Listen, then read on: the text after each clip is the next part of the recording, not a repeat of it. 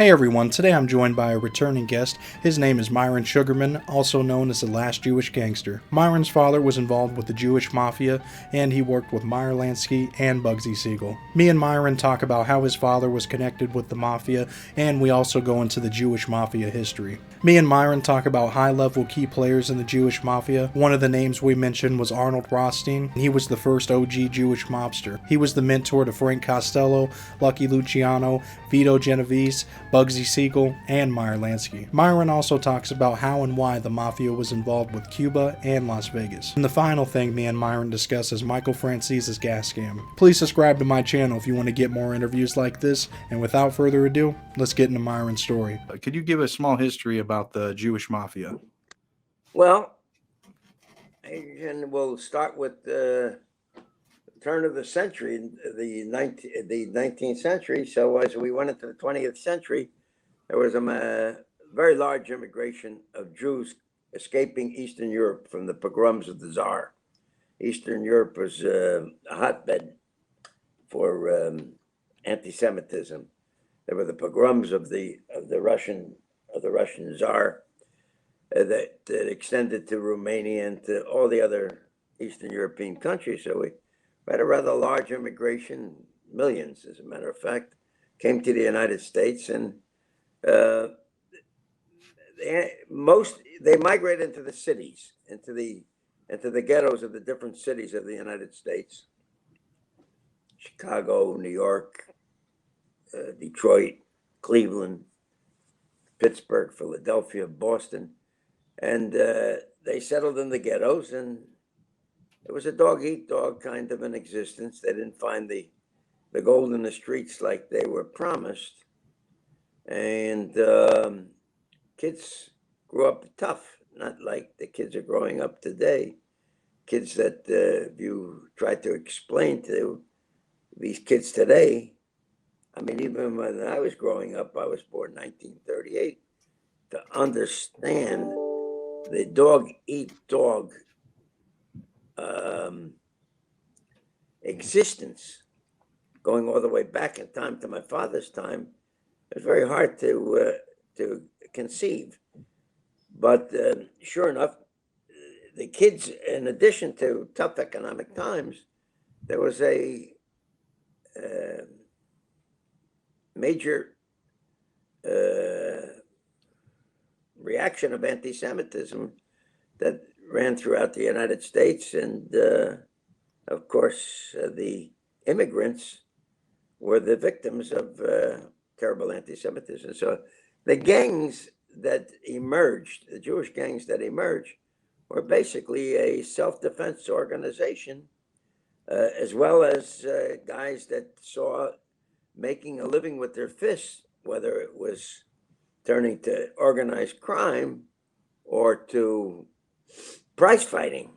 A lot of Jewish kids went into prize fighting. I'm surprised to many people when I tell them that from 1900 to the middle 1930s, we Jews dominated 1/3 of the championships of the world. We had thousands of Jewish prize fighters, kids that went in and looked to make that fast buck. Not a lot of guys went and became hoodlums and gangsters and thugs and so forth and so forth.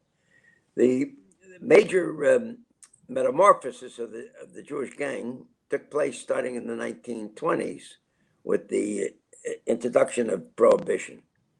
And there was one Jew in particular by the name Arnold Rothstein, who was very well known, very famous for having been the guy that fixed the 1919 Chicago Black Sox World Series. And he was really the granddaddy of the metamorphosis, of the change of the Jewish mob that transformed from thugs into businessmen.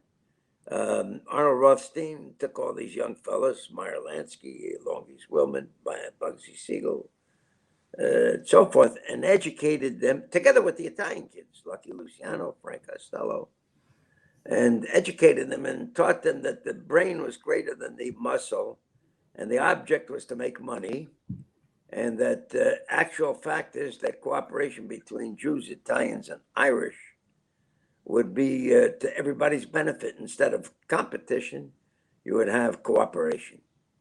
And so emerged the Jewish mob of let's say, I'm trying to think of the word, but like of movie fame that brought about the celebrity gangster. That's what I want to say, is the celebrity gangster, the Meyer Lanskys and so forth, and the ones that they made movies about. And so that's how the mob is emerged. Then, of course, at the same time that they were out busy making money in the 1930s, they fought the American Nazi Party and the Silver Shirts and the anti-Semitic organizations that spread throughout the United States. There was widespread anti-Semitism, and it was quite a bit of it was fomented by National Socialist philosophy, or better known as the Nazis. They came to the shores of the United States and did their best to influence the Americans to support Hitler and Germany during World War II. And these anti-Semitic organizations were taking on Jews in neighborhoods, and the Jews, the mobs, the mobsters, were the defense organizations, because it was a question of Jewish pride to make sure that the neighborhood stayed safe and protect the Jews from being attacked physically. So that's, I think, pretty well a summary of an answer to your question. Yeah, no, that is a really good way to explain it. So, when did the Jewish mafia, transfer from, protecting, their fellow Jews and everything like that to, Well, start doing. you see, actual fact is, they the contrary to the Italians, you see, the Italians are it's a cultural thing with the Italians. Jews, in terms of being mobsters, it was a one generation entry into criminality. They used it as a commercial vehicle. The Jews saw the opportunity to make fast money, and then the smarter ones invested their monies into legitimate enterprises. And the basic thought, as far as the Jews were concerned, was to go in, get in, make the money, and get out. And consequently, there was, of my generation, I'm really an aberration. I think that there's not too many guys like myself who continued to operate outside of the law. I started when I graduated university. Incidentally, I graduated with a diploma in political science and major in languages. I was educated in 1959 when I graduated. I started to travel the entire world in pursuit of sales of jukeboxes and gaming devices. I was working with my father. My father was in the business starting in 1938 when I was born. After himself coming out of prohibition and prize fighting and gambling and so forth. So I saw an opportunity year 19. I had a very fascinating life. I traveled. I've been to 70 countries. I've lived in many of the countries. I did business in all of these different countries. I learned everybody's ways, their culture, their languages, their foods, their music. It was a great existence. And in 1977, I came up with an idea that while I was traveling the world in pursuit of sales of machines, I saw the opportunity for more money operating gambling devices, basically in the states of New York and New Jersey, and particularly in the city of New York. And I started putting out slot machines in the different bodegas, candy stores, clubs, luncheonettes, bars, and so forth. And within a couple of months' time, I was recognized for my audacity to break the law by two organizations. One was, of course, the FBI, and the second organization was, of course, organized crime. Everybody came to me in pursuit of wanting to get into the business, and I became really the granddaddy. I became the godfather of that particular business. I started it. I knew it. I understood it. I had technicians from all over the world. I imported the technicians to fix the slot machines. I put them with different crews, and it was quite an experience. Yeah. So yeah, like you were saying, not a lot of guys, in your era, are around to tell the Well, story. it's interesting. I got guys. We had quite a number of Jewish kids that came around. A lot of the Jewish kids were younger than myself. Were going into the drug business, selling pot, marijuana, and so forth. And I told them if they wanted to work with me or work for me, I could promise them they make money. However, if they're going to deal drugs, and if I caught them dealing drugs, there's a consequence for that. It's not because I just was raised in the old school fashion, but we're not in the drug business. We make our money with gambling, making money loaning, shylocking. Shylocking, we don't, I don't really believe in shylocking, but in lending money without the usage or need of force. One of the things that I teach people that I learned from my experience as far as life is concerned, Adrian, is I come up with a great phrase what I share with everybody. If you have to use muscle at the end, it's because you didn't use your brain in the beginning. Anytime that you lose your patience with people, you want to beat them up, you want to hit them over the head with a baseball bat, it's because you made the mistake of trusting somebody that wasn't entitled to your trust, right? Now, Yeah, when that's I true. found guys that were dealing drugs, I just simply don't get it. I chased We're them. yeah. I chased them. There was no physical violence. I did everything within my power to avoid the need to use of physical power, because physical power, not that it wasn't used, it was used, but it's a double-edged sword. You have to know how to use it, when to use it, under what circumstances. Yeah. And I had guys, of course, that it's inevitable. It's a street business. Street Yeah. business needs to be enforced. Yeah. But So you had guys that broke the major rule of stealing. mhm. All right, that's a taboo. Yeah. Okay, Yeah, I was going to talk a little bit about, your father. What was he kind of father was the really greatest guy on the face of the earth. An old timer, a wise man. Unfortunately, he left the earth when I was 26. He was 64. But he was born 1900. He was raised in that world. He knew the prohibition. He was in alcohol, promoting the prize fights. And in 1937, 38, some friends of his came to him and said, my father ran bars and saloons and black guys, black gin mills. Um, and that was a natural for him to go into the jukebox and gaming business, together with a fellow by the name of Doc Stacher, who was the equal partner of Longy Zwillman, who was known as the Al Capone of New Jersey. They moved into the vending business and jukeboxes and so forth. Oh, okay. And so my father went into that business, and they grew into a very, very big business. And when I came out of college, my father's first question to me is, "You like the business?" I love it. I was born and raised in it. He said, "Fine." He said, "We need there's a developing overseas market." And sure enough, I started to travel the world, and that's where after he passed away, I continued with that business. Yeah. And, And and until 1977, although I never got out of the overseas business, I opened up New York City and Newark. oh, okay. And was he ever a part of the Jewish mafia or any of your Oh yeah, family? oh sure, absolutely, oh sure. You couldn't be in prohibition and not be connected. Oh, okay. So did he ever have any dealings or anything with like Al Capone or any of them guys?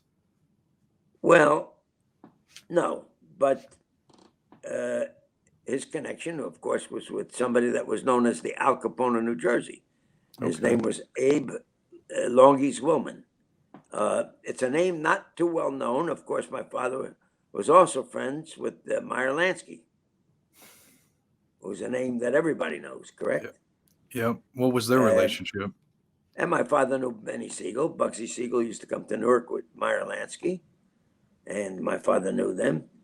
But my father had dealings with the Jewish mob, with the Longies Willman, with Doc Stacher, Meyer Lansky, Bugsy Siegel, and with the Italian, who was probably the one that emerged as the king of the Jews after Longies Willman's death of 1959. His name was Gerardo Catino. He bought an interest in my father's business in 1945 or 46 when Doc Stacher sold his interest to Jerry Catino. Mr. Stacher went out to California. He opened up the Moulin Rouge, and then he was associated with the Sands Casino in Las Vegas. Okay. So, yes, my father had extensive dealings with everybody. He was an honorable man. Everybody loved him. Everybody got a fair deal with him. And he had a reputation for being a gentleman gangster. And not really a gangster.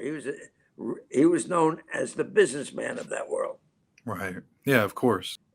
65-70% of the alcohol that was sold was Mr. Zwillman's alcohol.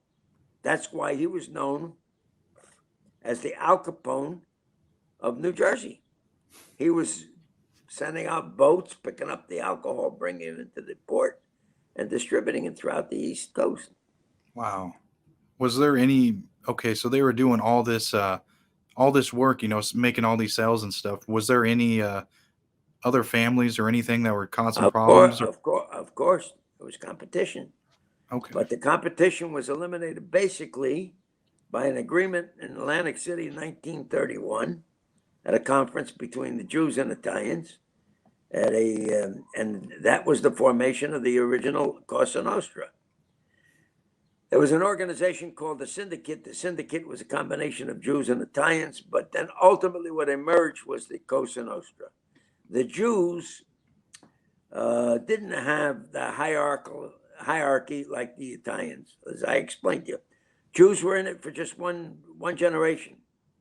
The sooner they could get out, they got out. They made their money, invested in a legitimate enterprise, and got out. Whereas the Italians raised their children, in many instances, to succeed them. How many years was the Jewish mob around? I would say with the death of Longies Willman, by the time of the 50s, 40, even the 40s, I think the Jews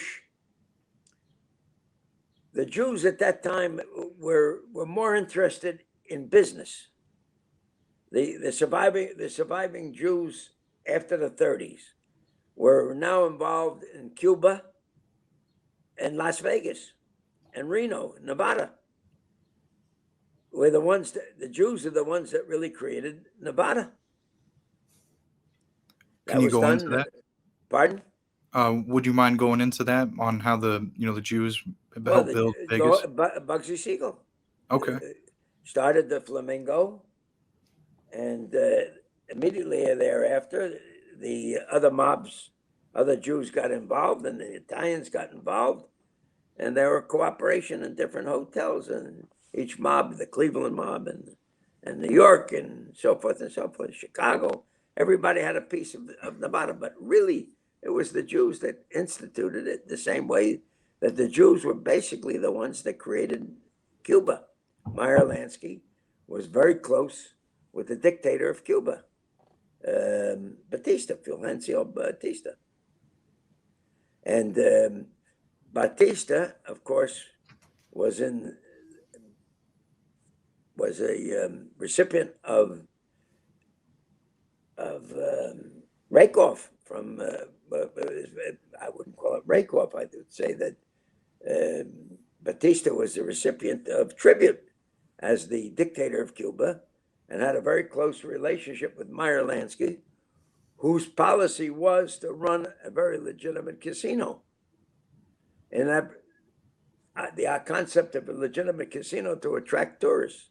And Cuba was an incredible tourist spot right up until the Castro takeover in the year January 1st, 1959. But, well, up in the 50s, it was just wonderful.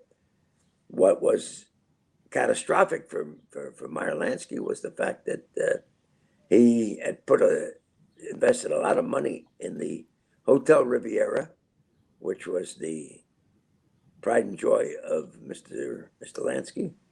And unfortunately, that was a victim of the Castro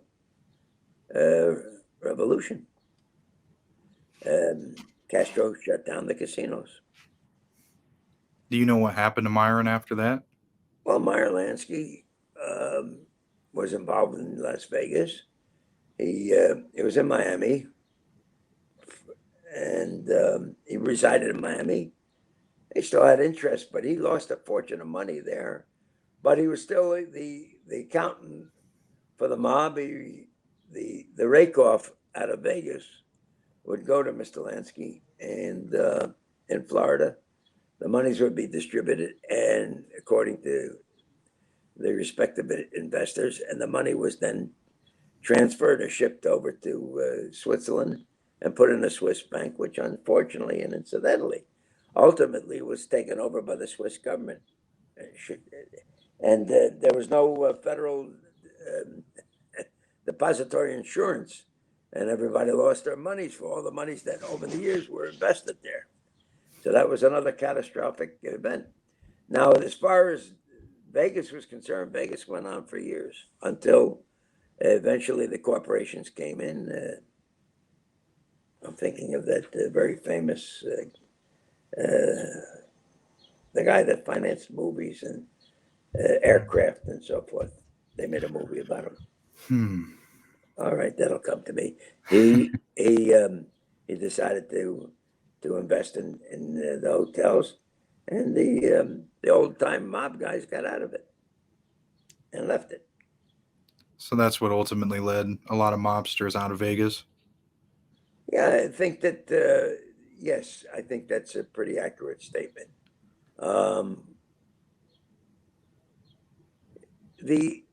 Yes, I would say that's but Vegas itself was a major source of income for the bosses. But you have to understand that, wherever there's an opportunity to make money, the mob is a business. Its objective is to make money, is to find the loophole and to make money. Like, for example, you follow the videos of YouTubes of Michael Franzese, right? Right. Yeah, yeah. And you saw that Michael Franzese made a fortune in the oil business. Fortunes, absolute fortunes. And a lot of guys benefited from it, a lot of fellas. He cooperated with the Russians. The Russians were the ones that came up with by the way, the Russian Jews, recent immigrants to the United States.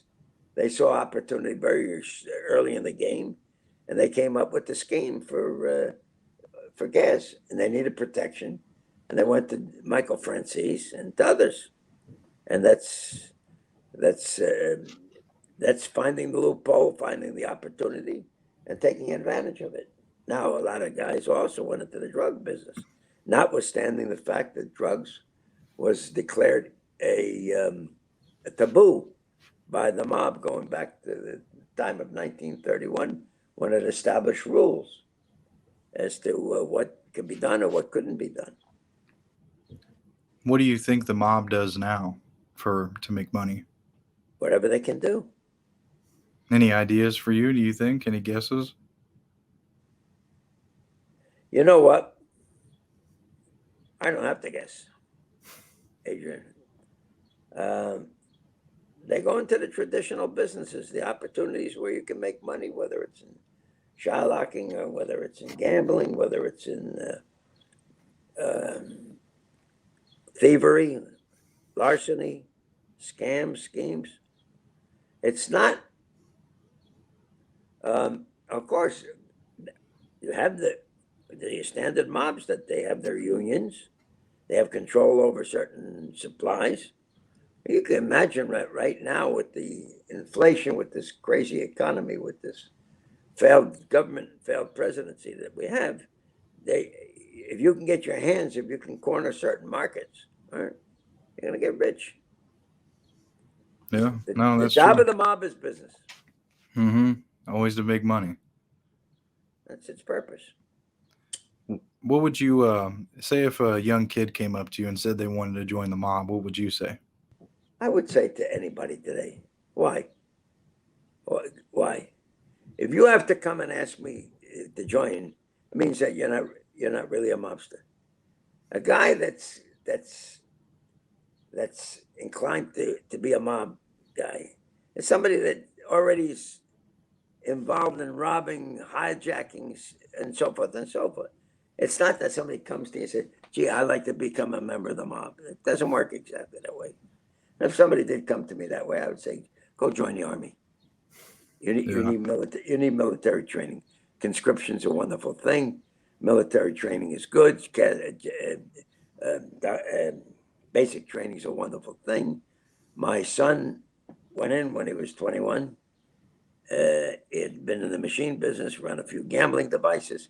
He went down to Brazil. He was running machines. And then one day decided to join the U.S. Army. And after 28 months, he went in as a boy and he came out as a man. So that's what I would basically tell young people today. Yeah, no, I like that. That's a different one. I've never heard that one. Yeah.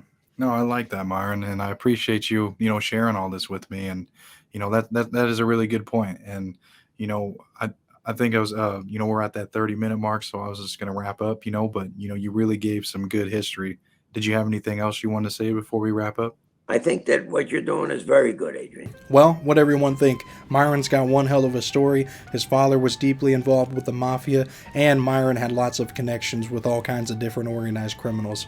We really went into depth about the Jewish Mafia and Michael Franzese's Gas Scam. Please comment any key takeaways that you got from this interview. Please share it with someone that you think will enjoy it. Also, please don't forget to hit subscribe to my channel if you want more interviews like this. If you want to purchase Myron's book, he's got a book called The Last Jewish Gangster. It's about his life. I'll be sure to put his book link in the video description below. Also, if you want to support me and my clothing brand, I got t-shirts, hoodies, beanies, and sweats, all on my clothing brand website. I'll be sure to put that link in the video description below. If you enjoy Mafia interviews, I'll put my playlist at the end of this video of all my other Mafia related interviews. I've interviewed guys that are associates of the Mafia, made men, capos, and on the other side, guys that were undercover agents and helped take down the Mafia. And I've also interviewed a lot of Mafia historians that have written books, so please check that out if that interests you. The last thing that I'll bring up is my Mafia documentary series that I've been working on. There's 11 episodes altogether. Each episode is about a different crime family. Myron is part of the Jewish Mafia episode. He goes into detail like he did today and talks about what his perspective is about the Jewish Mafia and how his family was involved with it. But I also talk about the 5 New York crime families, the Chicago outfit, the Philadelphia, the Patriarcha crime family, Trafficante, the Jewish Mafia. Please check out this trailer to get a better understanding of what my documentary is going to be about, and thank you so much again for watching.